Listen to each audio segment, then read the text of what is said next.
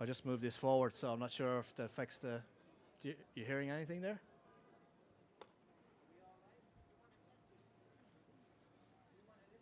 Yeah, that'd be great, Jerry.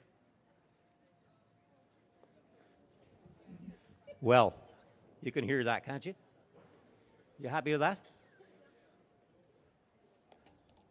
Vez, will I sing a song about Rathdowney? When I was in Rathdowney.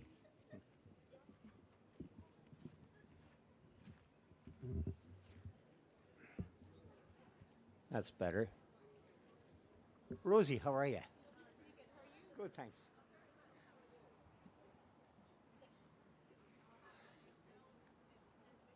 We're on the ready.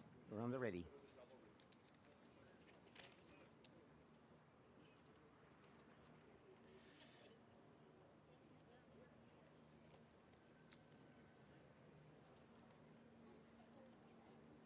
We all set for kickoff, Damien? All set? Right. Good afternoon, everybody. Tá fáilte romh go léir. You're all welcome. Can I ask you to put your mobile phones on silent, please? Thank you. And we'll do one acknowledgement to country rather than have every speaker doing acknowledgement to country. We'll do one and then it's done, because I notice that I go to events and everybody comes up and does acknowledgement to country, whereas the principal speaker or the MC can do it on behalf of Gachtina, okay? And while you all sit and grieve about last night's loss, we just need to raise a toast to Katie McCabe, who with sore fingers and bashed heads and everything else, she got stuck in and did a wonderful job. And I think they should make her the next president of Ireland, Katie McCabe. Okay, I'm getting the eyes. It's time to kick off. It's 2 o'clock or thereabouts, and a little bit after it, actually. And we, the Great Irish Famine Commemoration Committee, and all assembled here, acknowledge Aboriginal and Torres Straits Islander peoples as the traditional custodians of our land, Australia. We acknowledge the Gadigal of the Eora Nation as the traditional custodians of this place we now call Sydney. Now I'm going to ask for the Australian National Anthem. And is there... No? Yes, come along and do it. Thank you.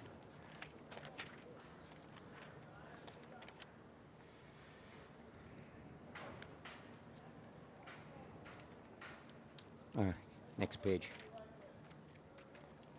Now, Joan Leach, of course, is a descendant of the orphan children, and it's an honour to have her here every year to sing the Australian National Anthem. Joan, it's over to you.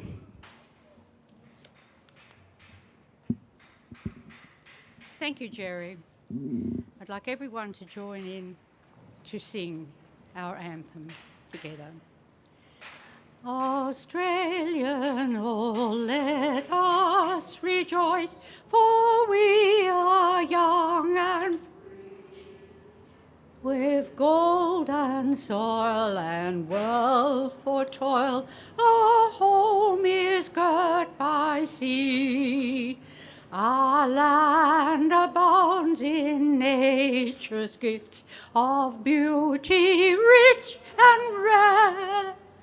In history's page, let every stage advance Australia fair. In joyful strains then let us sing, advance Australia fair. Lovely. Beautiful. Thank you, Joan. You know, Joan, I think you're getting better at it.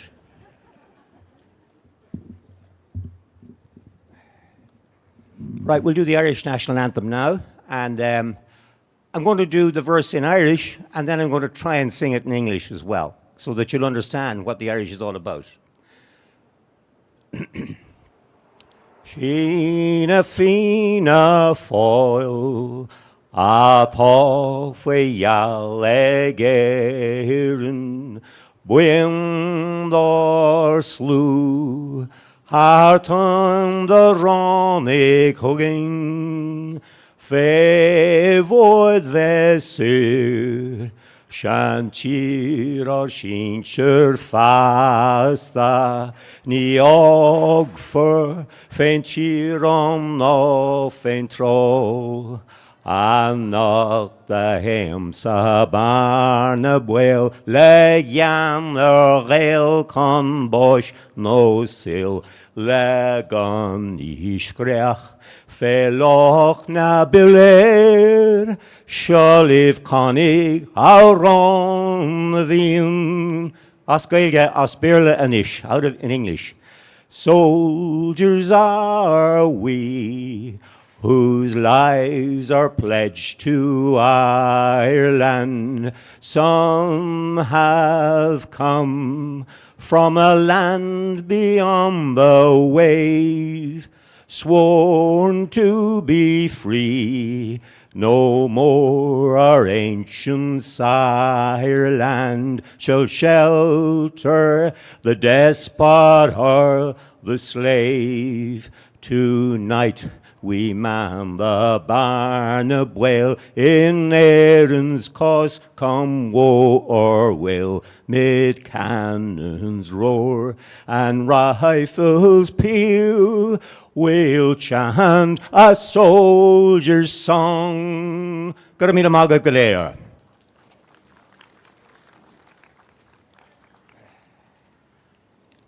Please be seated. Thank you. Now, we've got some lovely music here today for you. Where are they, my musicians? Come along. Don't be shy. Thanks. Thanks, Fez. We've got... Oh, they were going to do the national anthem. I stuffed that one nicely. Good, I didn't read the small print. Oh, my apologies. Do you want to do it again? Yes, come on. Come along. Indeed, to be sure, Trish, that's right. So, Pell and Rebecca, the Irish national anthem. Yes? That's what it says. Is that right? Come along. Up here to the mics. Now, Pell comes from Sweden. Imagine. And he plays the tin whistle. And he's a great friend of the chieftains. I can't do it as good as you. Well, you do it then, surely. I cannot do it as good as Come on. Rebecca's going to do it as well. Right. you. You must all know the words by now, so...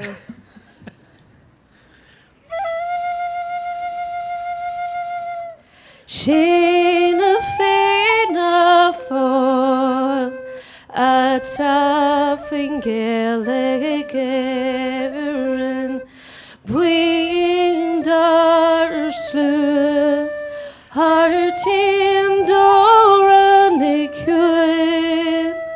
fui which facer shantir shin sheer fasta Niag far fwyn cheernin na fwyn trail Annog dy hym sa fern y bwel Lygan gil hwn bas no sail Lygun ysgrogt fi law cnab I ler Sio liv canig o'r on y fi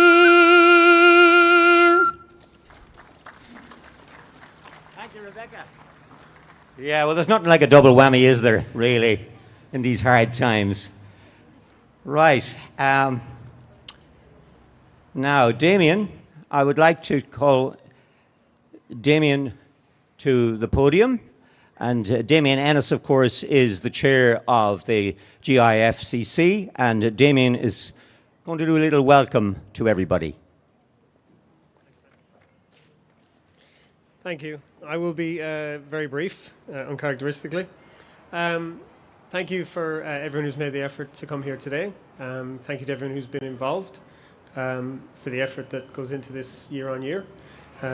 This year we were obviously slightly different. We were selected as the international venue for the Ireland's National Famine Commemoration Day. And we're very proud of that. We're also very happy for everyone that was involved in that particular process. Just a quick acknowledgement of some of the people that are here.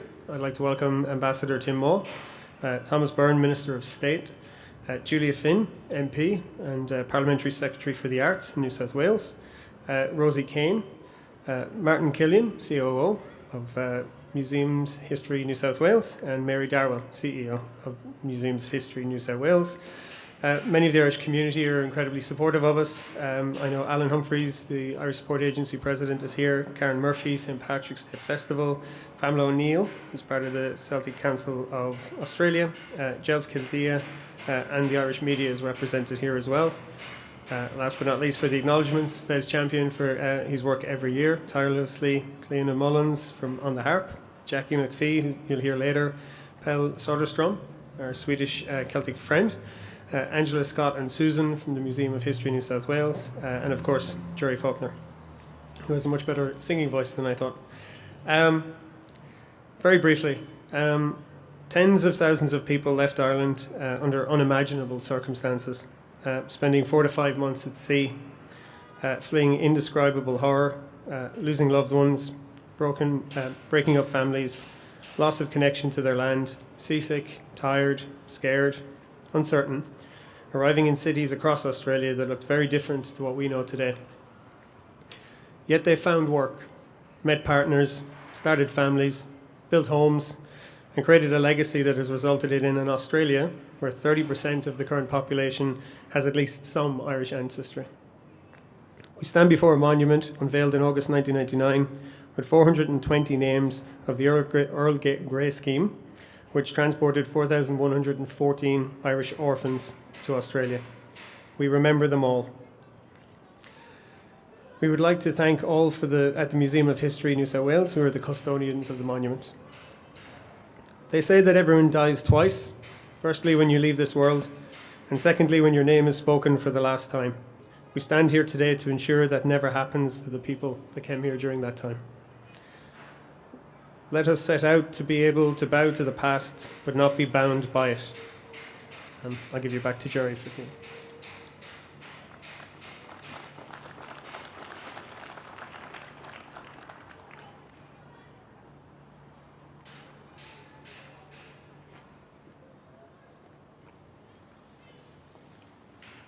Okay, and the introduction for Mary Darwell, have you got that, Damien? I wasn't given one. So Mary Darwell is the CEO of the Museums of History New South Wales, and she's here to... You're going to do it. So it's not Mary Darwell then. I'm glad somebody else is making mistakes here today. That's great. I'll just tell the jokes, it's all right. So what's your name? Martin Hilliard. Killiard. Okay, Martin, and you are the? Director of Collections. That's the man. That's the man, lads. That's where you pass the money through. Martin, make your way to the podium, please. Thank you very much.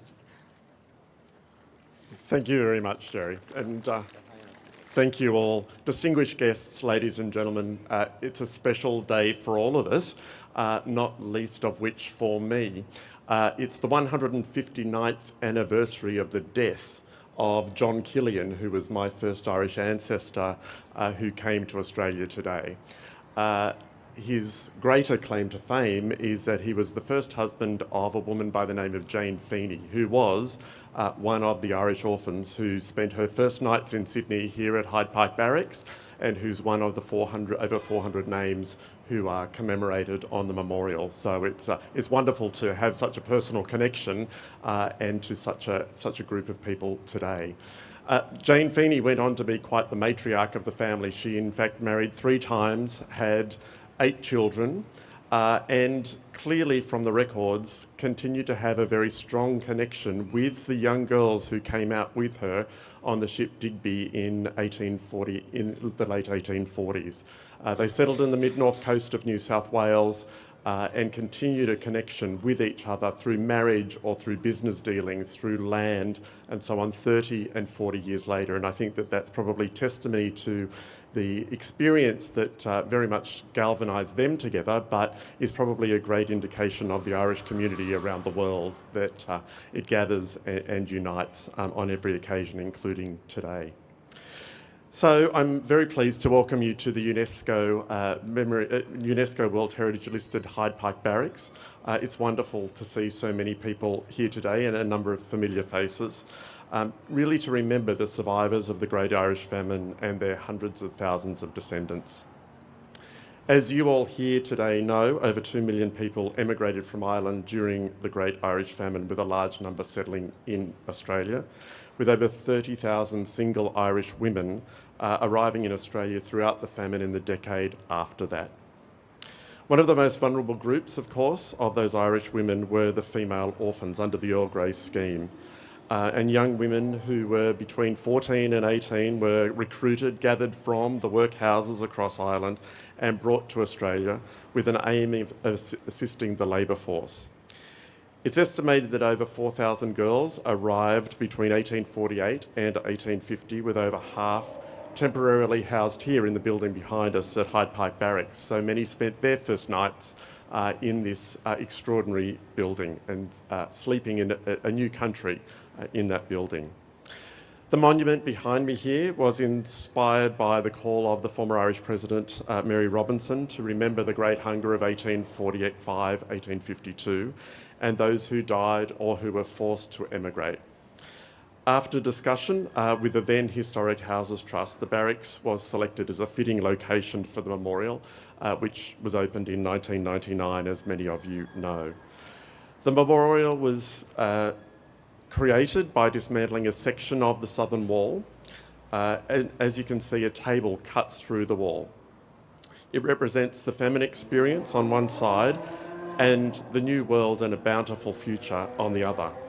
And the glass panel lists a selection of 420 young women, a sample of those young women who left behind all that they knew to start a new life in Australia. Today, the memorial continues to inspire reflection on the generations of immigrants who left hardship to make new lives here, and it's an absolute highlight of anyone's visit here to Hyde Park Barracks from wherever they come in the world or throughout Australia. It's certainly the responsibility and great privilege of our organisation, Museums of History New South Wales, to be able to work with passionate community organisations such as the Great Irish Famine Commemoration Committee to ensure that the shared histories of our unique heritage places continue to be remembered. Thank you.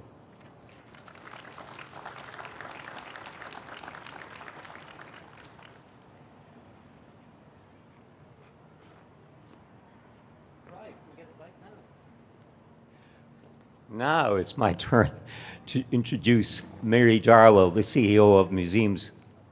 You're not speaking at all. That was it. Because it's in the program twice, you see, you're in there, and then, yeah, right, okay. Okay.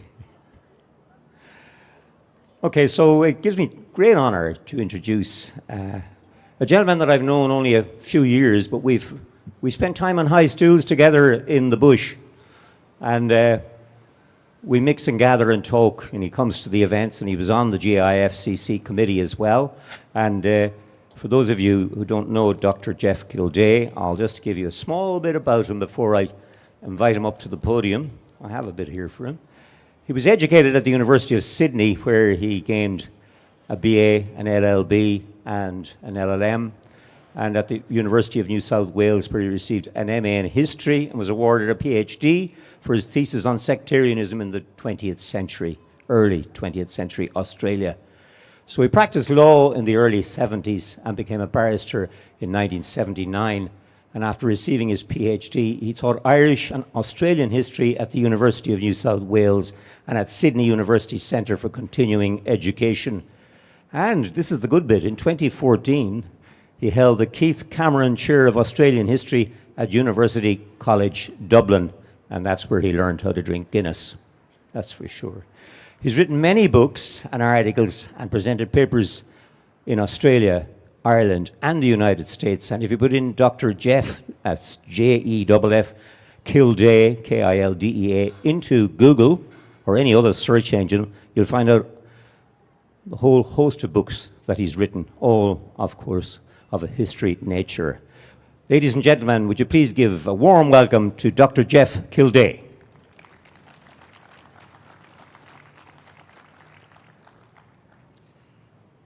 Thanks very much, Jerry. Now, I wish to thank the organisers of the 2023 National Famine Commemoration for inviting me to speak here today. 6 years ago, in 2017, it was my great privilege to address Sydney's annual famine commemoration and to speak about my great-great-grandmother, Rosanna Fleming, one of the more than 4,000 Irish famine orphans who came to Australia between 1848 and 1850 under the Earl Grey scheme. And her name is among the 420 names inscribed on the glass panels that form part of this city's beautiful but understated famine monument. Today I want to zoom out from the story of that single individual to look more broadly at the experience of those who came from Ireland to Australia in the mid-19th century, full of hope for a better life, but full of fear and trepidation at the prospect of the long and perilous voyage needed to take them from the old world to the new. Now, this theme came to me during a visit I made to King Island last week. For those who do not know King Island, it lies at the western entrance to Bass Strait, the body of water that separates Tasmania from the Australian mainland. Lying on the 40th parallel of latitude, King Island is halfway between Cape Otway in Victoria and the northwest coast of the island of Tasmania. Sailing ships travelling from England or Ireland to New South Wales would sail south of the equator to the 40th parallel and take advantage of the strong winds known as the Roaring Forties to race across the Southern Ocean. Initially, those ships sailed south of Tasmania, or Van Diemen's Land as it was then known, before turning north to complete their journey. But with the discovery of Bass Strait in 1798 by George Bass and Matthew Flinders, mariners would reduce by a week the sailing time to the colony by passing through the strait. The problem, however, was that they had to thread the needle, passing either north or south of King Island, which at 65 kilometres in length occupied 13% of the width of the strait, right in the middle, thus posing a significant hazard in the days before modern navigation aids. Even old technology was lacking until mid-century. It was not until 1848 that a lighthouse was built at Cape Otway, and another 13 years would pass before one was built at King Island. Strong winds, uncertain currents, and inadequate charts of the coastline made the passage through the strait treacherous. As I learned on my recent visit to King Island, many a ship's captain failed to thread the needle, and the rugged west coast of King Island is the site of several shipwrecks from those times. Frequent stormy weather, blocking out for days on end the sun and the stars on which those early mariners relied for navigation, meant many ships were dashed on reefs or on the razor-sharp rocks that are a feature of King Island's west coast. In January 1835, a ship called the Neva left Cork carrying 150 female convicts, 9 free women and 55 children. 4 months later, it struck a reef off the northwest coast of King Island and broke up. Of the 239 passengers and crew, only 15 survived. It was then Australia's worst shipping loss. 10 years later, an even worse disaster occurred. In what remains the highest loss of life in a civil disaster in Australian maritime history, 400 lives were lost when in the early hours of the 4th of August, 1845, the Kataraki struck a reef off the west coast of King Island, 100 metres from the shore. Storms had prevented navigational observations for 4 days, and the captain thought he was further north, near to Cape Otway. The Kataraki was an immigrant ship that had sailed from Liverpool on the 20th of April 1845, carrying British and Irish passengers, men, women and children. Its living quarters were crammed with families full of hope for a new life in a new land. After almost 4 months at sea, they were less than a week from their destination. In many shipwrecks, such as that of the Hyde, which 10 years earlier had run aground at Jervis Bay, 200 kilometres south of Sydney, the passengers and crew could float or swim or wade ashore to the safety of a sandy beach. In the case of the Kataraki, those not trapped below decks were dashed against the jagged rocks.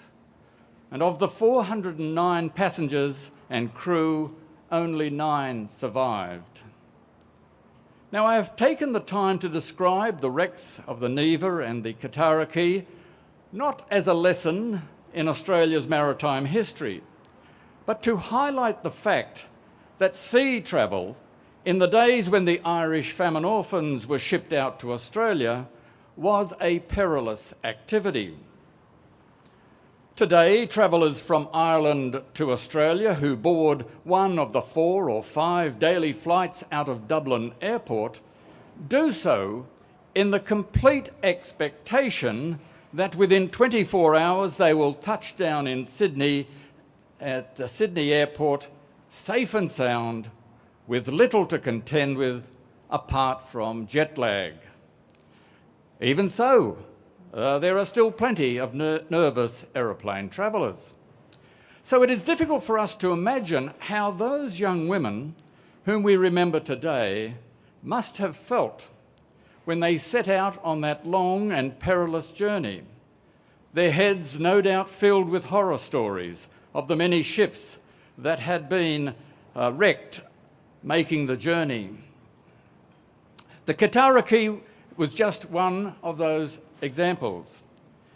Now, I am not aware of any of the Earl Grey ships having been lost at sea, but several ships carrying Irish famine refugees foundered on their way to North America.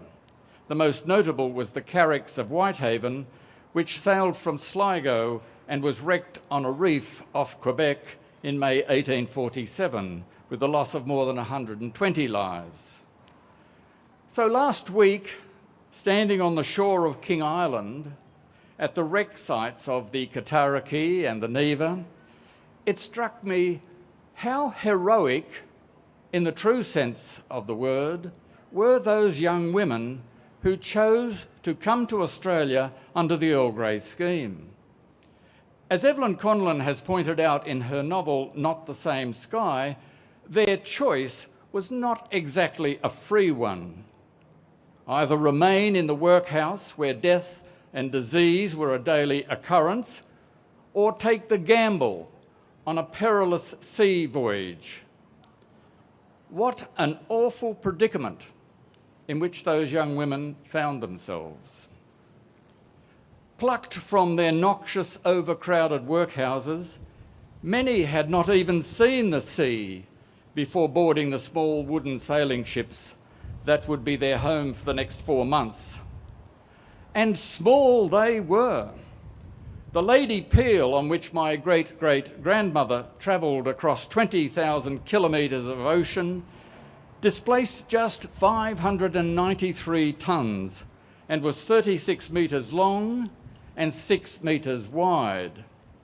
By comparison, today's Manly ferries, which ply the 11 kilometres across the relative calm of Sydney Harbour, are almost twice the size, displacing 1,122 tonnes and measuring 70 metres by 13 metres.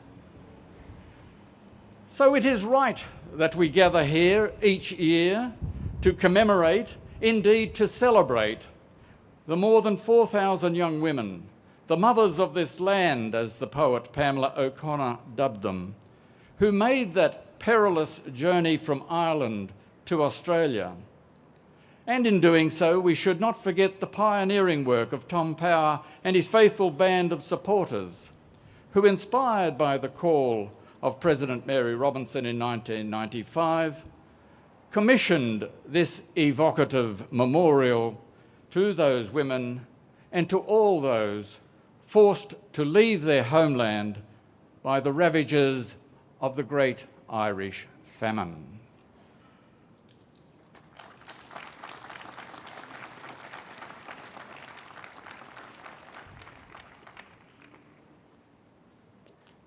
Thank you very much, Jeff. What a wonderful insight into life on those ships and the terrible trips around King Island all the way up here to Sydney and into Melbourne as well. Amazing insight, and thank you. That was a very interesting talk. Thank you, Jeff. Now, I'm a Galway person, of course, and it gives me great honour to introduce a lady who came from Galway to Sydney about 2 years ago now. Is that right, Rosie?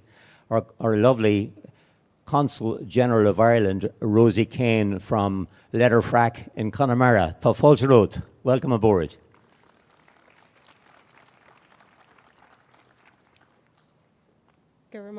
Jerry?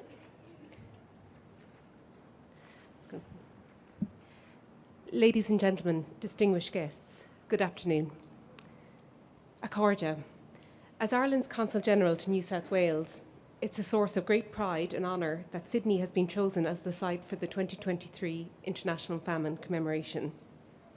For good and bad, the Irish famine has shaped who we Irish are as a people and has shaped our nation.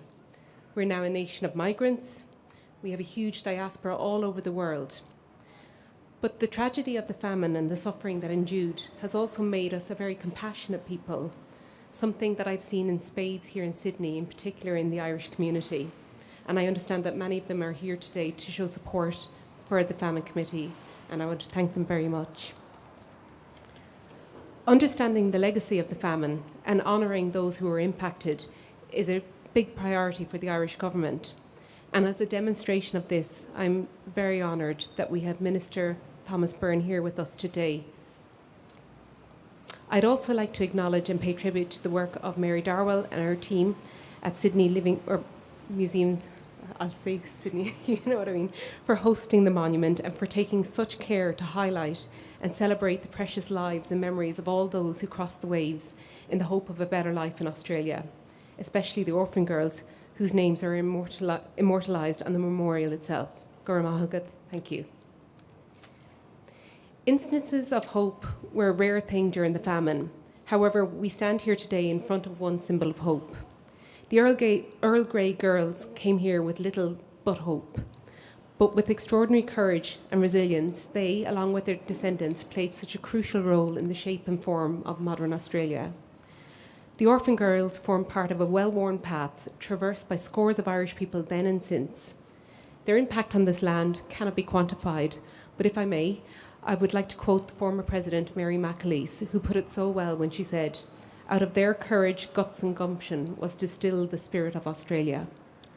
This monument behind me stands not only as a testament to that courage, guts and gumption, but it also serves as a reminder to us all that despite the passage of time, there are still those in the world who are hungry, displaced and homeless, and that we, those who've benefited from open borders and hope, have to repay that debt.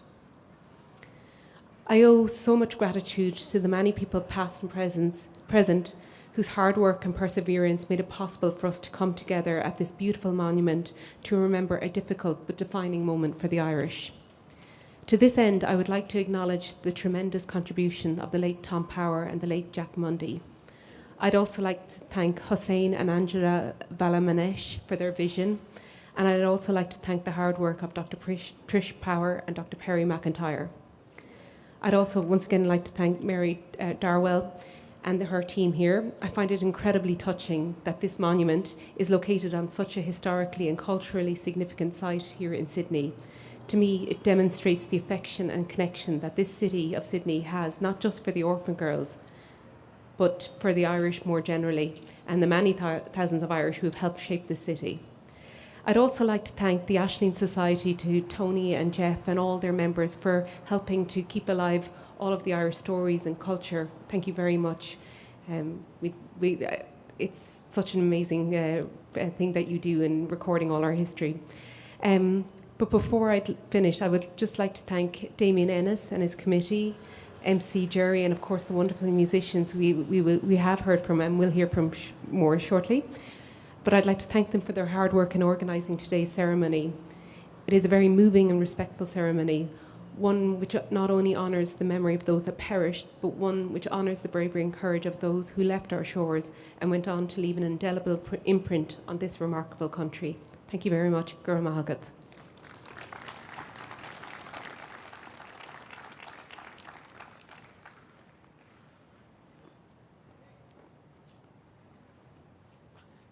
Thank you very much, Rosie. That was wonderful. And what I'd like to do now is say that it is a great honour, and we don't often get the opportunity to have a government minister here. And we have a Minister for State from the Irish Parliament, from the Dáil Éireann in Dublin. He's a Drogheda man, but he actually has his seat as the Member of Parliament, the TD, Teachta Dála, in Meath East, which is possibly a suburb of Greater Dublin at this stage. It's very close to the outer skirts of County Dublin, Meath East, and he's Minister of State for a whole portfolio of tourism, culture, arts, the Gaeltacht, and sports and media. Ladies and gentlemen, would you please welcome Mr. Thomas Byrne, TD. Tafel Rot.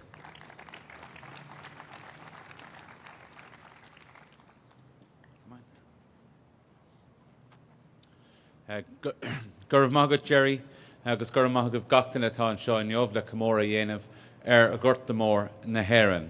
Is more an privilege dumsa ve Everjanta a Lahran seo is Sydney na Australia. Neil Auras or a Makar Ochad ear specialta is seo agus gan buicas live. Marvel de Riltas na Heran as an Gwira a her dumsa Lauert ag a Sharmla seo in Jov.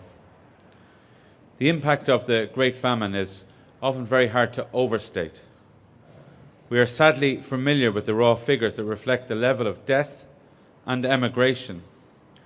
That Ireland's population of close to 8.5 million people in 1845 had in just a few short years fallen to 6.5 million by 1851, and our population has never recovered, although we have made great strides in recent years. But beyond the mere numbers is the legacy of loss, of death, of cultural loss, decline of the language, and untold psychological impact and physiological impact for those who survived. So the story of the famine is a story of suffering and victimhood. Let's be clear about that. But it's not just such a story. It's also a story of a resilient and determined people persevering through tragedy and welcomed in far-off worlds. Faced with raw hunger and disease, many left behind the world that they knew to seek a better life in unfamiliar places far from home. In those challenging conditions, these migrants made new lives, new homes, new communities, but never forgetting where they and their ancestors have come from, and they have thrived and prospered. The Irish diaspora, and many of you here today, you have a unique connection to Ireland, and one that's greatly appreciated, and one that you have maintained through the generations. And it lives on today so clearly and vibrantly in Australia. One of the most notable of these links is, of course, as we speak much of today and always at this site, is the more than 4,000 young women and girls who were resettled in Australia through the Earl Grey scheme between 1848 and 1850. These orphan girls were recruited from workhouses across the 32 counties of Ireland to meet the demand for domestic labourers and single young women in the colonies. This commemoration marks the 175th anniversary of the start of the scheme, but it also coincides today, the commemoration, with a new generation of determined and inspiring young Irish women making their mark on the world stage. And we saw that last night with our team here in Sydney. I've also seen it as well, Sydney Swans and other sports teams here, where Irish girls or Irish women are making a massive impact all across the world. So when remembering the suffering and the tragedy, the death and the loss, let us also remember that throughout our history, before the famine, through the famine and after the famine, Irish people have gone around the world with the best of intentions, with the best of work, determination to make things different and to make things right. And I do want to thank you all here in Australia and Sydney, those of you who have made the commemoration possible, who have been responsible many years ago for this beautiful and sacred monument, and the committee that keeps the memory alive, because memory is so important. Memory often fades, and if we don't remember, if we don't make an effort to remember, the memory will certainly fade. And that's why your committee is doing such important work. The monument is a beautiful but poignant reminder of not just of the young women who had to make their homes here and literally here when they arrived, but also of the famine that forced them to leave their old lives behind. So today, we honour both the sense of loss, but also the achievements of the people and the enduring connection between Ireland and Australia. Agus guim ar son gachtainna a furbás I rith an ghorta mór, go raibh siad I measc na naomh I neamh, agus déanamid comóra speisialta orthu, agus ar na daoine a don an seo, around an saoil nua a chur le chéile an seo, agus dá sluachta freisin a tháinig in ní agus sibse I neamh a rinne ar anna tionachar agah san Astráil agus ar fud an domhain. Go raibh míle maith agah.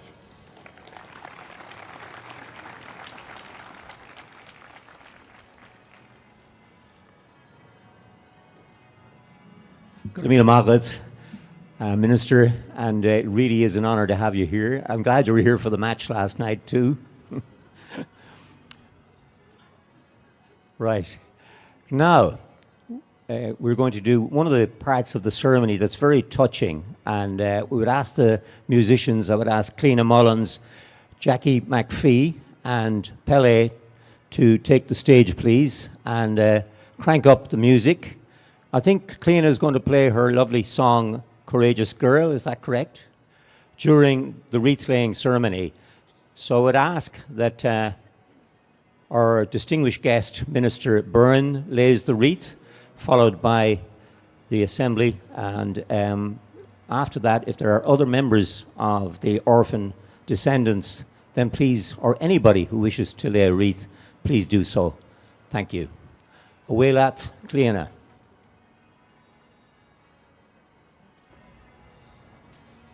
It was several years ago at this amazing event. I was playing the harp and I was so moved, as you are this evening, this afternoon. I went and wrote this song because it was just knowing what these girls had been able to achieve, having come from such tremendous hardship. I was also very impressed by what this committee has been able to do with paying it forward to refugees that are coming out right now. And that was such a beautiful, moving thing that we wrote this song about a breach who comes on the Lady Peel. Sung to you today by Jackie McPhee.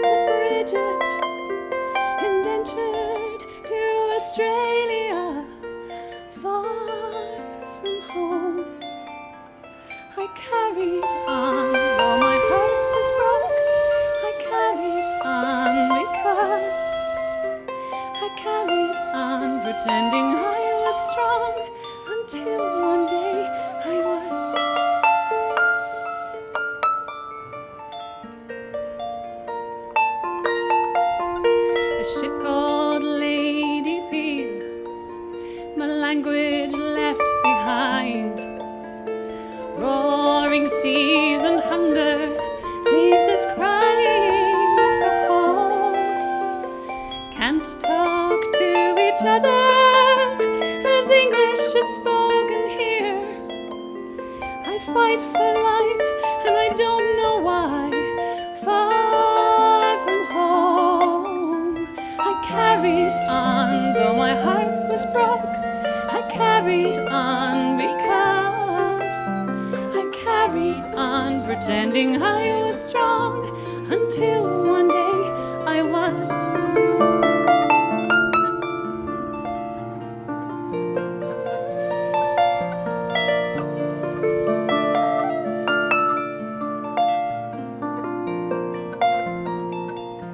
In Sydney town we arrived.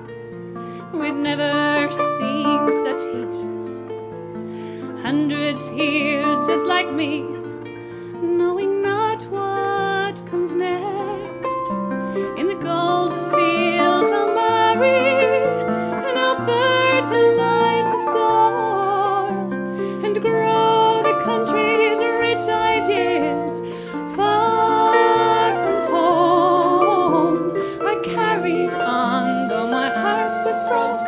I carried on because I carried on pretending I was strong until one day I was.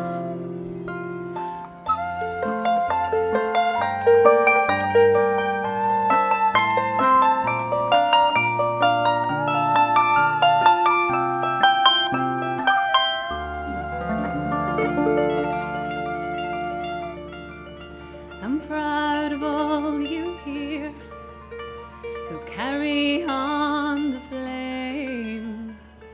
For those like me who came here with broken hearts to educate and feed them, there's space for all to flourish and grow the country's rich ideas. Far from home, we carry on though our hearts are broke. We carry on because we carry on pretending we are strong until one day we are. We carry on though our hearts are broke. We carry on because we carry on pretending we are strong until one day we are. Until one day we are.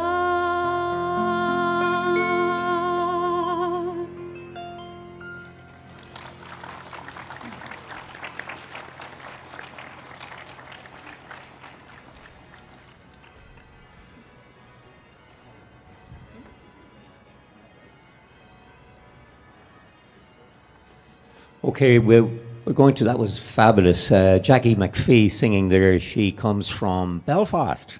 And Cleena Mullins, of course, told you all about the song because she wrote it. And then we had the able flute player, Pelle, from Sweden. Now, if we could be upstanding, please, and we'll do a minute's silence to the memory of all the orphan girls.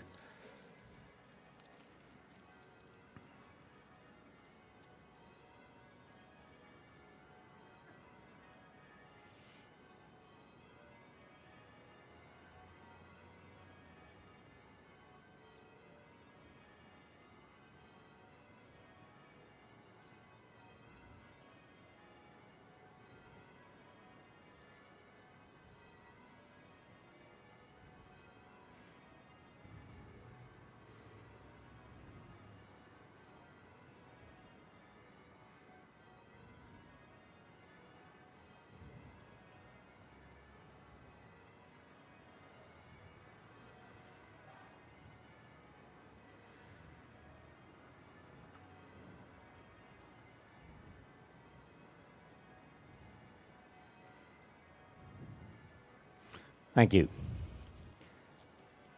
Amazing how long a minute is.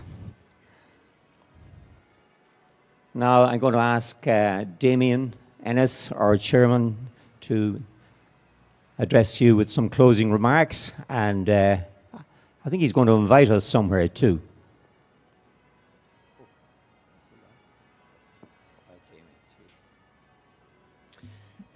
Thanks, Jerry. Again, I'll be quite brief, really just to close out the event. First and foremost, thanks to everyone on a work day, finding the time to come down and spend some time here. For anyone who's been here when it's less populated, it's quite an extraordinary monument, which I think has been mentioned a few times. And I know, going through some of the history, that the original brief was to potentially have a statue, and like all good artists, they threw the brief out and came back with what they preferred, and we're all the better for it. Thanks everyone for being here. Thanks for making the effort. Thanks for supporting the group. We all find our own reasons for being here, and long may it continue. It would be remiss of me not to thank the other committee members, Caroline, Aaron, Breda, Ian, Joan, Paula, Eva and Rebecca, as well as our subcommittee members, Trish and Nolene. Thanks for everyone for making the effort, and yes, we are going to pop down to PJ's for anyone who would like to, but I'm sure you'll be mingling here for a little bit before we go down to catch up with old and new friends. So thank you for your efforts.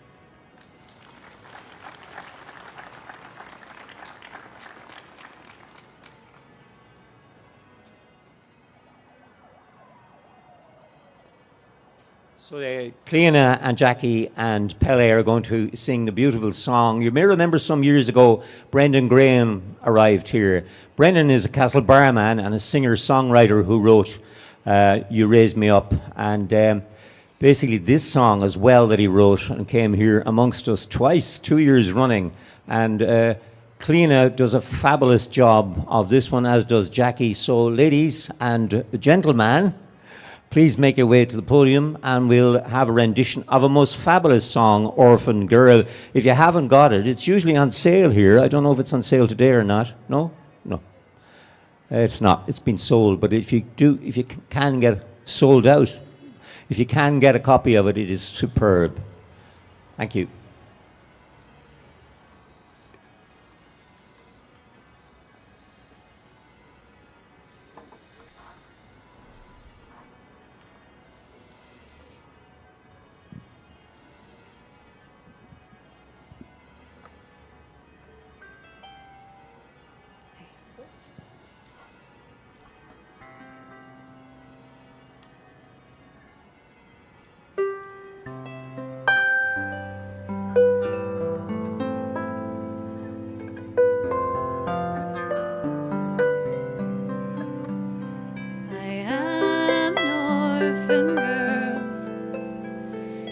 Westport I was found. The workhouse is my world. Since the Brady's took us down, what time in life is left to me if I don't leave Westport town? But the Crown is sending girls to sea for far Australia bound. Sail, sail, sail me away, sail to Australia, yeah. Sail, sail, sail me, I pray, sail me away to Australia.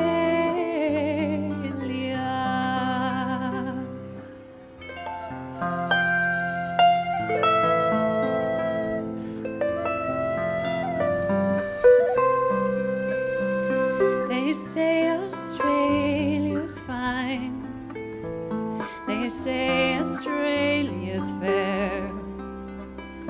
Australia's on my mind, and the fields of British there. I pray when this inspection's done, they'll say me fit to sail. For they don't just send out anyone,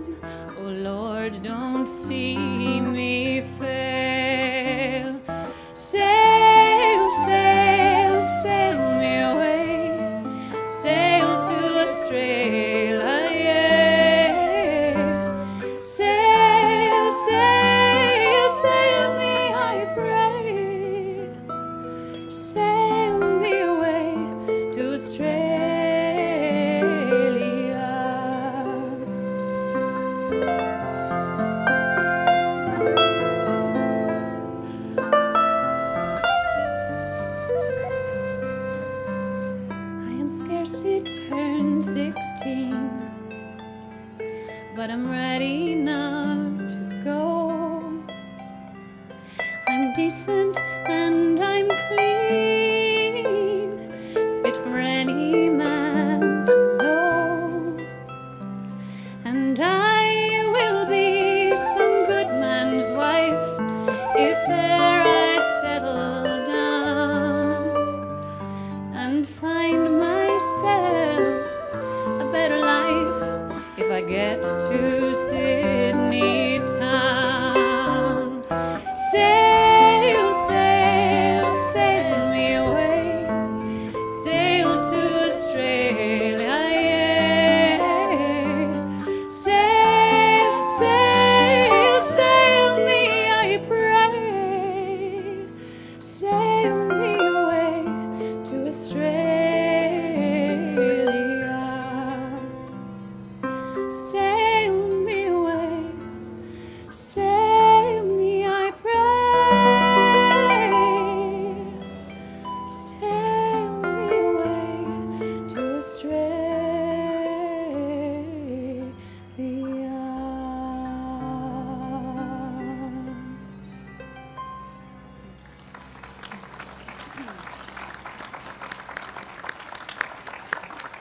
Garmagov.